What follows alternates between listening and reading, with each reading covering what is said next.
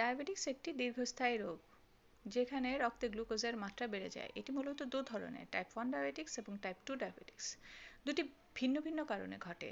Type 1 diabetes শরীরে insulin তৈরি করতে পারে না এবং টাইপ 2 ডায়াবেটিসে ইনসুলিন তৈরি করতে পারলেও তা কার্যকারীভাবে ব্যবহার হয় না।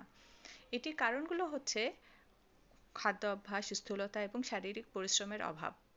লক্ষণগুলো হচ্ছে অস্বস্তিকর, প্রচণ্ড পিপাসা পাওয়া, প্রায়শই প্রস্রাব হওয়া, ওজন কমে যাওয়া, দুর্বল হয়ে যাওয়া, ক্ষুধা লাগা।